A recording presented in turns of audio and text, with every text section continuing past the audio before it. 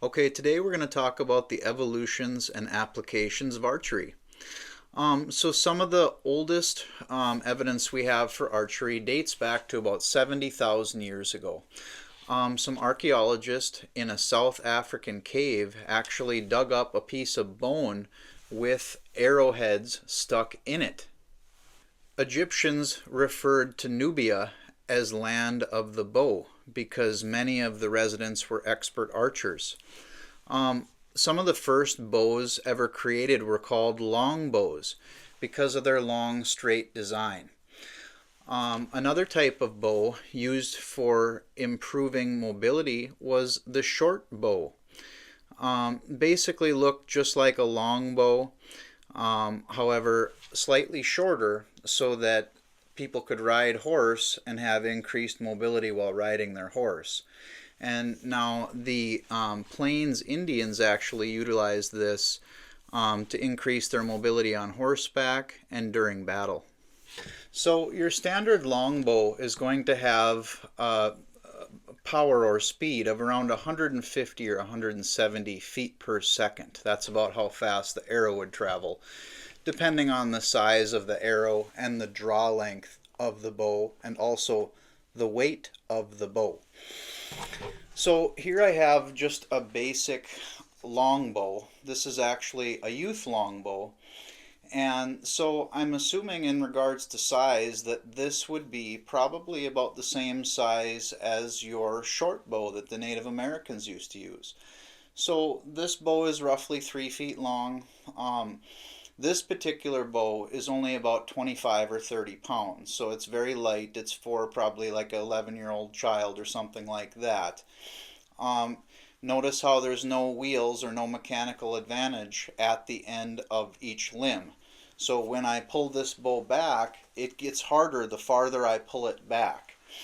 Also, the draw length on this bow is variable. So even though this is a youth bow and it's too small for an adult, I can still fully draw and extend this bow to the nocking point, which most people have right here at the corner of their mouth, where they bring the string right here to the corner and they call of the mouth, and they call that the nocking point, or basically the stopping point of your hand, where you stop, and then as you release, you want to make sure you don't move any parts of your body, hold your breath, and just only release your fingers.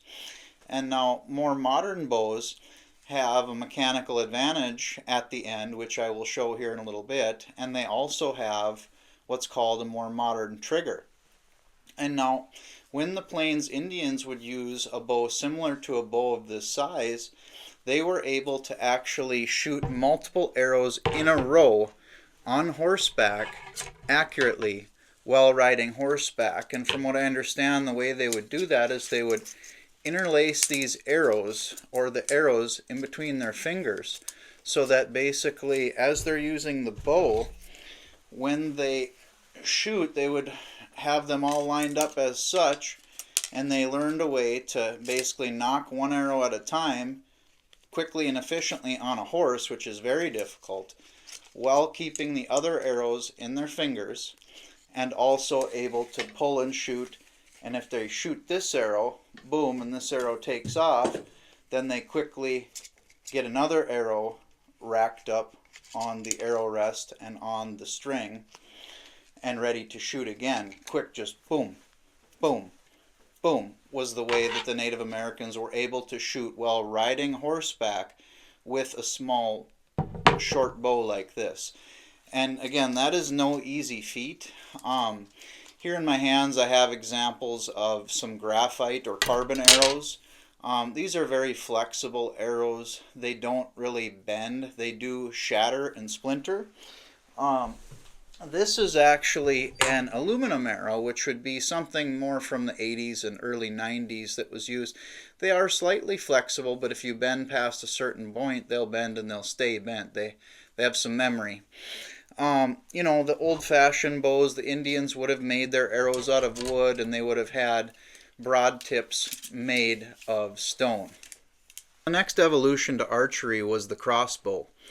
Basically, the crossbow is built just like the longbow, except it's placed on a platform like a pistol or a rifle. And now this is a pistol crossbow with a pistol grip, and a rifle would have a rifle butt, so it would butt up to my shoulder and it would be a little bit longer, and I'd have a little bigger forearm here as well. So basically the crossbow, similar to this one, was the next upgrade or evolution of the longbow and shortbow. And as you can see, this pistol crossbow here, it's a modern pistol crossbow, but it doesn't have the wheels or the mechanical advantage on the ends of the limbs like a lot of modern crossbows that you see used for hunting would have. They would have the wheels on the end to give a mechanical advantage to make it easier to cock or pull back, and it would also provide more speed. You know, your standard crossbow such as this one, it's an 80-pound crossbow, which would shoot a small bolt such as this, which is about 6 inches long. So it really depends on the size of the arrow or the bolt that you would be shooting with the crossbow and the weight. But you know, this 80-pound crossbow will shoot this bolt right around 300 feet per second. But this is modern, and these limbs are metal. So now if we're talking about 400 BCE, when the crossbows were initially created, obviously they're going to be larger, the limbs are going to be thicker. This modern crossbow has a cocking mechanism right here that actually breaks, and it cocks the arrow, or the string, I'm sorry, back to here, and it holds it there. Actually, I'll do it for you here. So it cocks the string back and it holds it back in this position. And then to load, I would set the arrow on the rack here, and I would slide it all the way back into the seated position. I would take it off safety, and then it's good to fire after that. This has your basic sights as well. Very nice little invention there. Your old-fashioned crossbow would have had basically a strap, probably a leather strap at the end of it that you'd put your foot in, and you would have maybe some kind of a metal handle here that would grab, just like these two little grabbers grab the string and pull it back. Your metal handle, you would brace it with your foot on one end and pull it with the handle on the other to cock the crossbow. So cocking the crossbow takes quite a while, but once you get it cocked, you almost have it similar to a gun. I mean, it won't fire as far, but it's very accurate and functions almost as a rifle before there were rifles. Your average crossbow, as I mentioned, this one will shoot 300 feet per second. If you have a larger one, more rifle style, it'll get up to 300 feet per second. The newer crossbows do have more power, but the main problem back when they were invented was the rate of fire. As mentioned, the bow is able to fire multiple arrows in a row, one after another, and where the crossbow takes a while to continue loading. So the goal was to create a crossbow with a faster rate of fire. Alright, so I'm just going to do a brief demonstration with the pistol crossbow just to kind of show how it works and demonstrate its ability. Alright.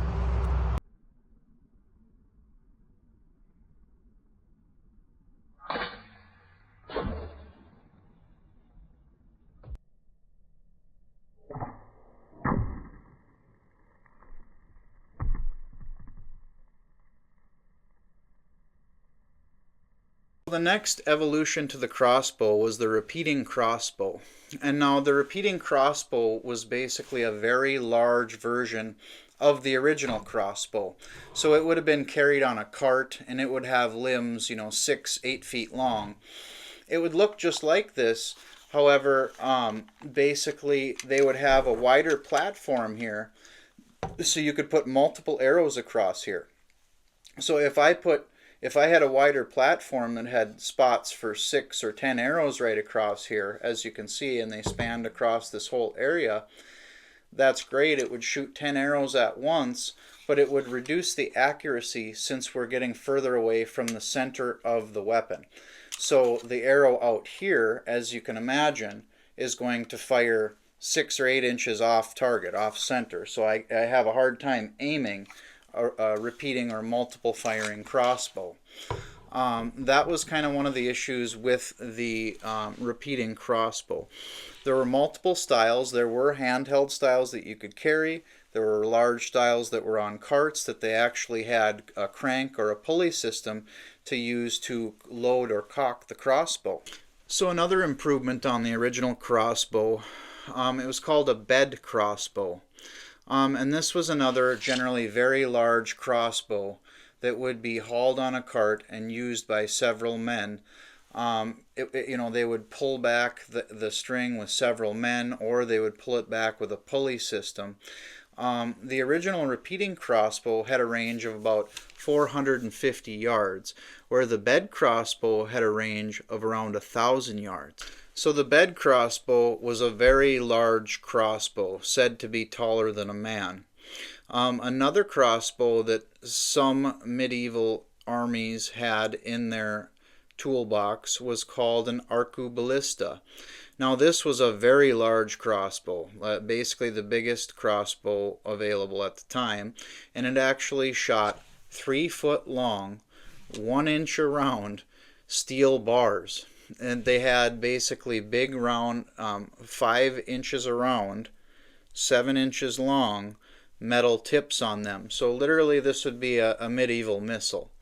If you can imagine this giant, I don't know if you'd want to call it an arrow or a bolt or whatever it'd be a 3 foot long with a 5 inch round, 7 inch long tip launching through the air. Apparently it would break through bricks, it would break through castle walls, it would knock down anything basically it hit. Obviously men too, but very destructive, basically in my opinion the first example of a missile used in warfare. So the arquebusista had a range of about 500 yards, very effective weapon, and the crossbows were used so much in the medieval times that in 1100 the Pope actually banned crossbows.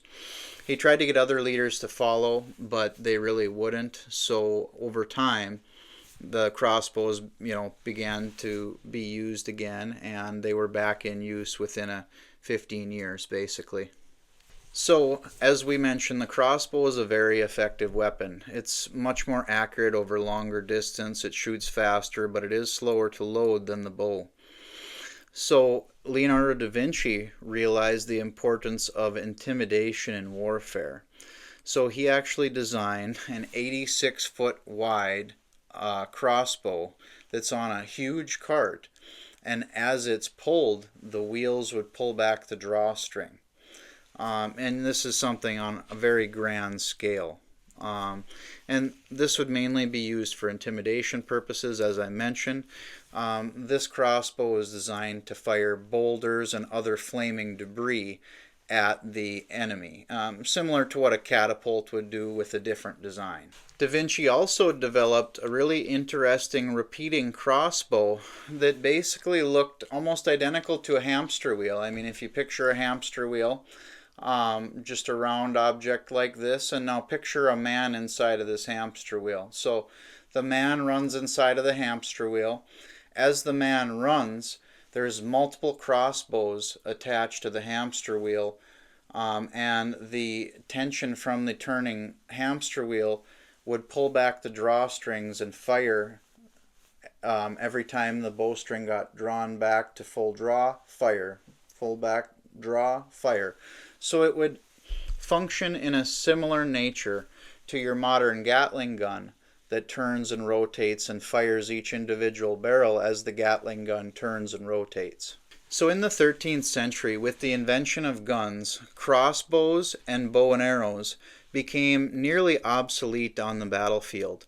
A gun had more range, had more accuracy, was quicker to reload, and more deadly than your crossbow and bow and arrow. So even the first examples of firearms, like the muskets and the ball with the gunpowder and the fuse and all that kind of stuff, the very first examples of firearms were a better option than the bow and arrow or crossbow, even in the very beginning, simply because the crossbow and the bow takes a lot of strength and skill to use. It takes strength to pull back the bow and cock the crossbow, and it takes a lot of skill and practice to be able to effectively use the bow or the crossbow. Where with a firearm, you could literally pick it up, point it at somebody, and boom, and it would shoot more accurate, more easily, and with less strength than a bow and arrow. So even though archery wasn't used in war, archery would still rise and fall in popularity as time went on. Many people like to do archery as a hobby and a pastime, so among elite social clubs around the early 1800s began to use archery just kind of as a social gathering and as kind of a status symbol. You know, the popularity of archery basically at first depended on war, but as we moved into a more advanced society, it became a hobby. So in the early 1900s, an improvement on the longbow was made, and they created what's called a recurve bow. And a recurve bow looks identical to the longbow, except the limbs curve away from the shooter. Once you put the string on, basically, the limbs kind of swoop away from you. So I mean, if this is the bow, the limbs would be facing away from me. You know what I'm saying? So this design of the limbs actually gave the bow more power and more feet per second. So your recurve bow versus your long bow in the similar weight would get about 20 more feet per second. So instead of 150 to 170, we're talking 160 to 180, right around there. So just a little bit more power. So the next evolution to the design of the bow was the compound bow. So now with the compound bow, basically wheels are added to the end of the limbs. These wheels can be either round or egg-shaped. Modern bows, this is probably a 20-year-old bow, modern bows have very big wheels. It seems that the bigger the wheel, the more of the mechanical advantage. And the advantage lies not only in the fact that these bows will shoot faster with the wheel, but it will also give you an advantage when you pull it back. As I pull this bow back, as I get about 6-8 inches into pulling it, the weight will actually reduce on this particular bow from 60 pounds to probably 25 pounds. So it'll go 60, 60, and then it'll go about 25 pounds. So it's only like holding 25 pounds back here to the stopping point. And as you'll notice, you know, this bow has what's called a nocking point. It has a couple of them, so I know right where to stick the nock of my arrow. And just a little example here. So the nock of your arrow is this little piece of plastic here, the orange piece of plastic at the end of my arrow. It goes right here and knocks or fits right on the string. And then the arrow itself actually rests on this little white, it's called the arrow rest right here. And then as you pull it back and you find your spot, on your modern bow, you're going to have what's called a release. So this basically straps to my wrist, and then I stop right at my nocking point, and when I'm ready to shoot, I just gently pull the trigger, and that will release the string. This clips right on the string, and I can pull the string with this, and it just unclips with a slight trigger pull. So that's the modern bow in a nutshell. This has your basic sights. And the compound bow was actually patented in 1969. So again, this is a fairly modern bow, or a modern evolution to the bow and arrow. And like I said, these type of bows generally have, a compound generally has what's called a stabilizer on it. It's just basically a rod that helps keep things stable, a counterweight if it were, that keeps things stable as you're shooting. They also have, as you'll notice, this little rubber thing bouncing around, what's called a peep sight in the string. So as I pull back and stop at my nocking point, I'm looking through this peep sight first, and then I'm looking down into my secondary sights. And they also even have a level on here, so I know if I have everything level and I'm square. One mistake I always make is I turn my wrist in too much, like this, when I'm holding the bow right here. And when I do that and I'm in this position, I end up slapping the string all across my forearm, and you know, on a 65-pound bow, that tends to be painful. So they make arm guards to put on your arm if you ever want to try to shoot. Your modern arrows today, most of them are carbon or carbon fiber. This is an actual broadhead meant for hunting. As you can see, this particular broadhead has about 3 blades on it. It has a bone chisel. If you're going to be shooting at targets, basically you would use a field point, which would be just a point with no blade. And as I mentioned, you know, bows were originally used in medieval times, so the arrows would be tipped in poison. They'd dip them in poison, and when they'd hit their target, they would die from the poison. Nowadays, I mean, they have arrows that just have a rounded blunt tip, so if you want to shoot a turkey or a bird and you don't want to damage the bird, the blunt tip will simply knock the bird out. So there are a variety of different tips for depending on the type of usage. They even use compound bows for fishing nowadays, and the tip on that would look similar to a couple fish hooks sticking out of the tip. So when the arrow goes through the fish, it would have a barbed end on both sides, and it wouldn't be able to easily be pulled through. And then the arrow would also have fishing line on it, so you could reel it in after you're done or after you hit your fish. The main uses for archery today are hunting and competition. Both are somewhat popular depending on the geographic area of America or the world. Both are loved today. Many look at archery as a form of meditation. Basically, you know, your modern bows have evolved to be able to shoot around 300 feet per second or more with your average 70-80 pound bow, depending on arrow weight and whatnot. Your crossbows are actually able to shoot up to 600 feet per second. Generally, crossbows are used by disabled people for hunting, but I do believe it varies from state to state on legality of use for compound crossbows in hunting. Nowadays, the compound crossbow would have a scope, and it would be set up very similar to a rifle. And shooting at 600 feet per second, when you know your average 22 or your average smaller caliber rifle shoots at around 1,000 feet per second, is actually a similar rate of speed, since the arrow you're shooting has so much more weight to it. That arrow will not travel as far as a bullet. However, when it hits the target, if you're hunting, for example, the arrow has a lot of knockdown and impact because of the weight. Fun fact, did you know they used crossbows in World War I to launch grenades?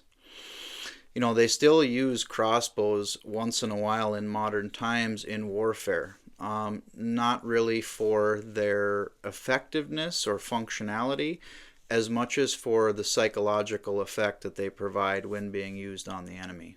So the modern applications for the crossbow in the military today, as I mentioned, can still be used on the battlefield, potentially, depending the location. They also use them to shoot grappling lines. So if they need to get a zip line suspended, they would shoot the crossbow up there, attached to a rope, and then they could reel up the zip line where it needs to be attached. So they use crossbows for attaching zip lines, and they also use them for clearing battlefields. So how that would look is you would shoot the crossbow a distance across a battlefield that may be filled with landmines, and the crossbow would have basically a rake on it, and then as you reel back that rake that's attached to that string that the crossbow shot, you would be hitting the landmines or clearing the ground in that area. So I mean, if you needed to walk across an area, you could shoot the crossbow, clear the area, walk across where you cleared it, shoot it again, and continue to do that and get across the battlefield that may have landmines in it that way. So crossbows and archery in general has several different uses still today, from competition to hobby to hunting to some military applications. If you haven't tried archery, I recommend it. I grew up shooting bow and arrow personally. Ever since I was a little kid, I used to love getting out and shooting my bow. It's very challenging. It is very meditative, and you learn a lot about yourself and about your physical abilities, and everything connects between your physical and your mental as you're meditating and releasing that arrow. Thanks for coming along, guys. I hope you like and subscribe. We have a bunch more content just like this. I really appreciate you guys.